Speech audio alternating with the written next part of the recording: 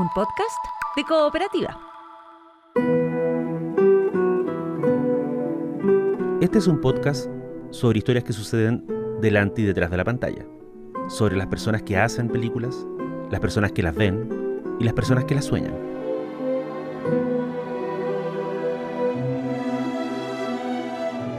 Soy Daniel Villalobos y esto es El Contador de Películas.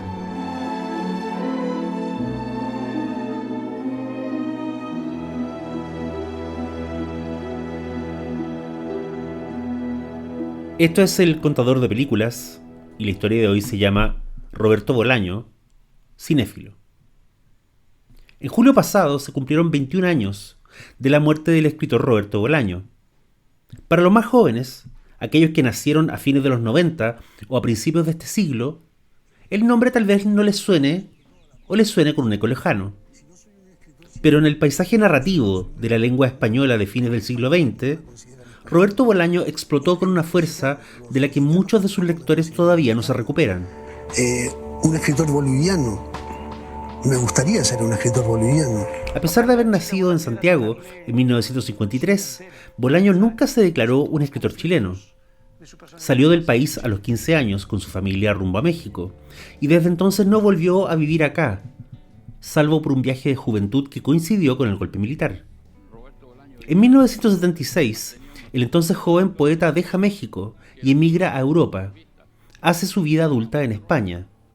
Y es desde allá, publicado en los 90 por la poderosa editorial Anagrama, que Roberto Bolaño llama por fin la atención de su país natal y es recibido con unos bombos y unos platillos que a él siempre le resultaron sospechosos. A pesar de todo, solo hay que leer sus libros y sus entrevistas para darse cuenta que a Bolaño le importaba Chile. Quizás más que ser declarado un escritor chileno, le importaba ser un chileno, con todo lo terrible y pequeño que eso podía sonar. Y no cabe duda que le habría hecho gracia uno de los chascarros más memorables de la televisión local, ese que ocurrió cuando una joven conductora anunció en su programa la muerte de Bolaño, pero la de Roberto Gómez Bolaños, el mexicano. Que lamentamos fue el fallecimiento de Roberto Gómez Bolaños, este genial actor mexicano de, como todos conocemos, lo que es el Chavo del Ocho, lamentablemente a los 50 años de edad por un problema. Sí,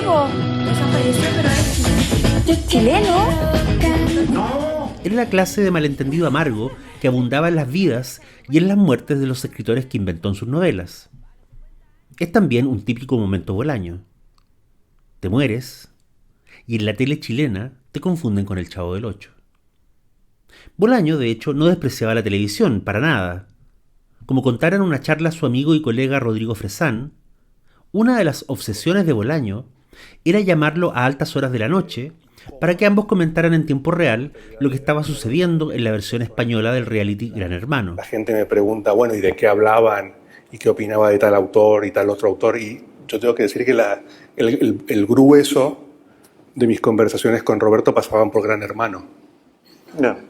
Y si no despreciaba la televisión, tampoco despreciaba el cine. Bolaño no vivió para ver su obra adaptada a la pantalla, pero lo que sí tenemos, lo que sí nos interesa para este episodio, es la cinefilia del Bolaño escritor. Esa cinefilia es interesante primero porque, como toda cinefilia real, es completamente desprejuiciada. En sus libros se pueden encontrar referencias que van desde Andrei Tarkovsky hasta Jean-Claude Van Damme, el cine de zombies y las películas de terror japonesas. Ahora, si vamos en orden cronológico, no el de las publicaciones, sino el de las escrituras, la primera gran alusión al cine dentro de la obra de Bolaño está en un texto que escribió a principios de los años 80, pero que solo se publicaría en 2002. Se trata de Amberes. Amberes es una ciudad belga, pero también es el centro negro de esta historia, que yo nunca he terminado de entender por completo. A medio camino entre el poema y el guión, es un texto de imágenes donde, al igual que en el Blow Up de Antonioni, se atisba un crimen, se ve pasar una mujer, y se filma y se proyecta una película. Lo mejor del texto Amberes, para mí, es uno de los epígrafes iniciales, que Bolaño le atribuye al productor de Lo que el viento se llevó, David O. Selznick. El epígrafe dice: la vida concluye en el momento en que se la fotografía. Es casi un símbolo de Hollywood. Tara no tenía habitaciones en su interior. Era solo una fachada. El cine es otra utopía en el universo bolañesco. Así como inventa personajes que sueñan la revolución que nunca se hizo, o la gloria literaria que nunca se alcanzó, en sus textos el cine es algo tan lejano, tan grandioso, que solo puede ser evocado a través de los castillos en el aire. Eso sucede en su novela póstuma Los sinsabores del verdadero policía, por ejemplo. En ella, un personaje le habla a otro de su idea demente para filmar la vida de un poeta italiano. El reparto, le explica al protagonista, estaría integrado completamente por escritores famosos, gente como Javier Marías o Enrique Vilamatas. Lo mejor de todo, explica, es que los poemas citados en el guión no serían leídos por los personajes, sino representados por otros actores. Un poema, un actor. Otro poema, una escena. En Estrella Distante aparece un tema habitual en las historias de Bolaño, el cine pornográfico. Pero su aparición en esa magnífica novela de 1996 tiene un tono apabullante en su crueldad. Estrella Distante, como recordarán sus lectores, gira en torno a la búsqueda de un poeta y miembro de la represión militar, llamado Carlos Weber. El detective que ha cruzado un océano y varios países rastreando al torturador, le pide al protagonista que vea unas películas porno. ¿Por qué?, pregunta el narrador. Porque a eso se ha dedicado Carlos Weber, a ser camarógrafo de cine para adultos escondiéndose detrás de un seudónimo. El protagonista mira las películas a solas en su casa. No reconoce al torturador en ninguna de las escenas, pero en un guiño cruelísimo a la vieja teoría del cine de autor, el narrador siente que con solo ver esos videos pornográficos, la presencia del monstruo se ha hecho perceptible en su hogar. Escribe, como si de alguna manera las películas lo estuvieran conjurando. El cine más tarde reaparece en Los Detectives Salvajes, ese novelón de 610 páginas, y lo hace en dos lugares inesperados. El primero es cuando uno de los personajes entrevistados compara a los protagonistas de la historia, los poetas Ulises Lima y Arturo Velano, con los héroes motoqueros de Busco mi destino. Antes este era un país agradable. La referencia es larga e incluye un guiño a una película ignota que Peter Fonda hiciera con Bruce Dern y Nancy Sinatra en 1966. El segundo lugar inesperado es en el testimonio de una mujer española que visita a Arturo Velano y le pregunta qué ha estado haciendo. Nada, dice él, viendo películas. Vi El Resplandor. El diálogo que tienen respecto al filme de Kubrick es tan singular que voy a permitirme leerlo acá. Dice: es una película estupenda, dije. Es muy buena, dijo él. Nos quedamos en silencio durante un rato mirando el mar. ¿Te acuerdas de la novela que escribía Torrance?, dijo de pronto Arturo. ¿Qué Torrance?, dije yo. El malo de la película, el del Resplandor, Jack Nicholson. Sí, estaba escribiendo una novela, dije, aunque la verdad es que apenas lo recordaba. Más de 500 páginas, dijo Arturo. Llevaba más de 500 páginas y solo había repetido una única frase hasta el infinito, de todas las maneras posibles, en mayúsculas, en minúsculas, a dos columnas, subrayadas, siempre la misma frase, nada más. ¿Y qué frase era? ¿No la recuerdas? No me acuerdo, tengo una memoria fatal, solo me acuerdo del hacha y que el niño y su madre se salvan al final. No por mucho madrugar, amanece más temprano, dijo Arturo. Estaba loco, dije, y en ese momento dejé de mirar el mar y busqué la cara de Arturo a mi lado, y él parecía a punto de derrumbarse.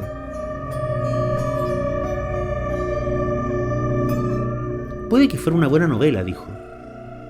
No me asustes, dije yo. ¿Cómo va a ser una buena novela una en donde solo se repite una única frase?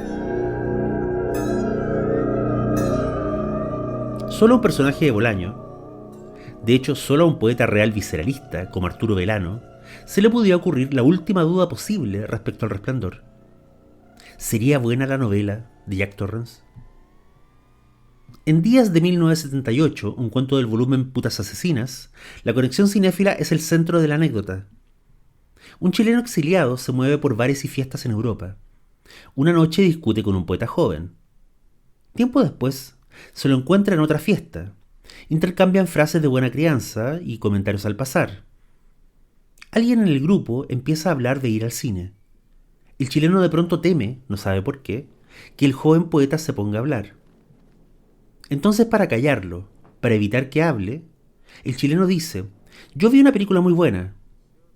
Acto seguido, cuenta con pelos y señales el argumento de Andrei Rublev, del ruso Andrei Tarkovsky. Cuando el chileno termina de narrar esa película, que nadie más en la fiesta parece haber visto, el joven poeta está llorando. El chileno no sabe por qué. Otra referencia cinematográfica en la narrativa de Bolaño, quizás no la más importante, pero sí mi favorita, es la que aparece en el cuento El hijo del coronel, publicado en el volumen póstumo El secreto del mal. De la misma forma que Fito Páez escribió una canción llamada 2 días en la vida, solo para darse el gusto de contarnos el argumento de Thelma y Luis, el narrador de El hijo del coronel es alguien sin nombre, que abre los fuegos diciendo: anoche vi una película que era mi autobiografía, el resumen de mis días en este planeta. Luego, procede a contar el argumento sanguinario y truculento de una película de zombies. ¡Mátala! ¡Mátala! ¡Mátala, por favor! Sucede en una base militar. Está protagonizada por el hijo de un coronel y tiene una lista interminable de peripecias, muertes y mutilaciones. ¿Por qué el narrador del cuento considera que una película así es el resumen de su propia vida? Jamás se explica. Es como que alguien te dijera: léete este libro, es mi autobiografía de tapa a tapa. Y miras el libro y es el reglamento del Colegio de Árbitros de Chile. Lo más alucinante de todo es que la película de zombies relatada existe de verdad. Se llamó El retorno de los muertos vivientes, parte 3, y la dirigió Brian Yuzna. En 2666, ese mamotreto, que es una máquina de mezclar y escupir historias, uno de los personajes, un periodista norteamericano, tiene una experiencia escalofriante. Llega a Nueva York, al funeral de su madre, y se queda a dormir en la casa donde están velando el cuerpo. Esto es lo que describe Bolaño. Al despertar, creyó que había soñado con una película que había visto no hacía mucho, pero todo era distinto. Los personajes eran negros, así que la película del sueño era como un negativo de la película real. Y también ocurrían cosas distintas. El argumento era el mismo, las anécdotas, pero el desarrollo era diferente. O en algún momento daba un giro inesperado, o en algún momento daba otro giro y se convertía en algo totalmente distinto. Lo más terrible de todo, sin embargo, es que él, mientras soñaba, sabía que no necesariamente tenía que ser así. Percibía la similitud con la película. Creía comprender que ambas partían de los mismos postulados, y que si la película que había visto era la película real, la otra, la soñada, podía ser un comentario razonado, una crítica razonada, y no necesariamente una pesadilla. Toda crítica, al cabo, se convierte en una pesadilla, pensó, mientras se lavaba la cara en la casa donde ya no estaba el cadáver de su madre. En la excelente tesis doctoral presentada por Josué Hernández sobre Bolaño y el cine, al alero de la Universidad de Las Palmas de Gran Canaria en el 2015, Hernández plantea un paralelo digno de mencionarse acá. En la narrativa de Bolaño, dice el autor, la literatura, la palabra escrita, es la experiencia que te abre los ojos, lo que te fuerza a ver la realidad. El cine es el sueño.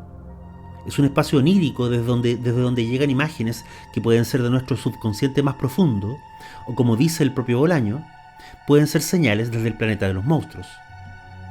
La literatura es revelación y epifanía, el cine es confusión y terrores nocturnos. Bolaño, por cierto, no es el primer autor en comparar el cine con las pesadillas, pero es notable lo persistente de esa imagen en sus textos.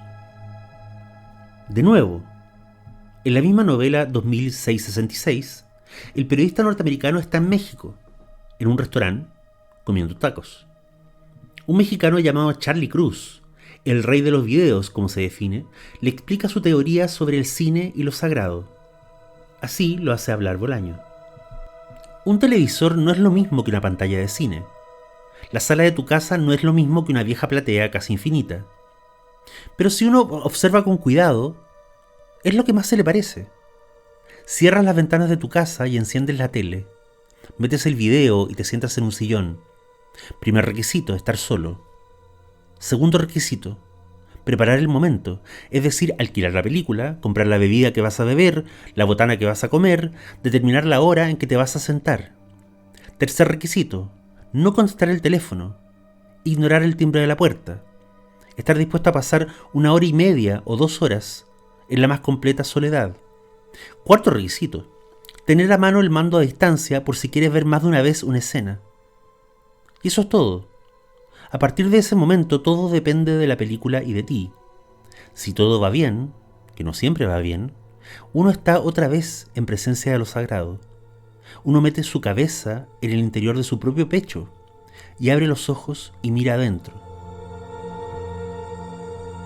En esa misma novela, en 2666, otro personaje, un académico literario, recuerda la noche que encendió el televisor en un hotel de Alemania y vio una película japonesa sobre un video maldito que le acarreaba la muerte en una semana a quienes lo veían.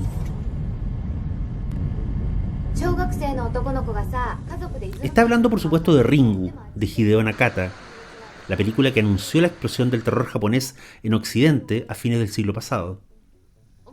Más o menos en esa época, en la primera oleada de la fiebre por el J-Terror, Bolaño vino a Santiago y se presentó en la Feria del Libro. Yo fui una de las tantas personas que le pidieron una entrevista. En mi caso, era para publicarla en un sitio web de cine que ya no existe. Bolaño me dio su mail a la salida de su charla y sin ninguna esperanza, le escribí y le mandé algunas preguntas. Para mi sorpresa, me contestó unos días después. Yo no era nadie, las páginas web eran una rareza y sin embargo el tipo se había tomado el tiempo. Cuento esto porque me parece pertinente citar una de las respuestas que me dio. En esa época yo estaba obsesionado con Orson Welles y por supuesto que la segunda parte de Los Detectives Salvajes, aquella que se conforma de fragmentos de personajes que le contestan a un investigador anónimo, a mí me parecía sacada de Citizen Kane y de Mr. Arkadin. Además, mucha gente pensaba que ese usted al que le habla a los personajes entrevistados era el joven aspirante a poeta que narra la primera sección del libro, la que sucede en el DF. Bolaño contestó: sí, la idea es tentadora, porque, en definitiva, algo le ocurrió a García Madero, a quien no se menciona en ningún momento a lo largo de la segunda parte. Y si hay alguien que sabe los motivos por los que Lima y Belano se largan de México, ese alguien es García Madero. Pero García Madero se evapora. Ahora bien, la presencia de García Madero solo está certificada por el diario que él escribió. Y como bien sabes, un diario es una obra literaria, una obra de ficción, y una obra de ficción la puede escribir cualquiera. De todos los misterios que giran en torno a la obra de Bolaño, hay uno del que jamás tendremos respuesta, y ese es qué opinión tendría el escritor de las adaptaciones que se han hecho de su obra. Las dos más importantes hasta ahora vienen de distintos lugares. 2666 fue adaptada al teatro por el español Alex Rigola el 2008, en un montaje que incluso llegó a Chile y se presentó en Matucana 100. Y una novelita lumpen, publicada el 2002, fue adaptada al cine por la directora chilena Alicia Cherson. La adaptación contó con las actuaciones de Manuela Martelli y Rutger Hauer y se llamó El Futuro. Your friends to explain what I need. Yes. Do I take off my clothes now? Y fue justamente Alicia Cherson quien hizo el apunte más lúcido respecto a la mejor manera de enfrentar la adaptación de un libro del escritor. La directora dijo: frente a la libertad que tienen las palabras, el cine es limitado. La atmósfera de Bolaño está entre medio de las palabras, no en la palabra misma. Bolaño se nos fue, pero su obra permanece. Y entre sus libros, sin duda, hay una riquísima cantera para futuras películas o series, desde La pista de hielo hasta esa novela Río que es 2666. Y un favorito personal de este podcast, ese perfecto relato noir, ambientado en una colonia de roedores de Alcantarilla, titulado El policía de las ratas. Soy policía. Estoy buscando a una rata que haya perdido a su... Bolaño murió en julio del 2003, en España. Tal como contó su pareja de entonces, la catalana Carmen Pérez, la noche que el escritor se fue al hospital desde donde ya no saldría, tuvo tiempo de arreglarse, darse una ducha y poner una canción.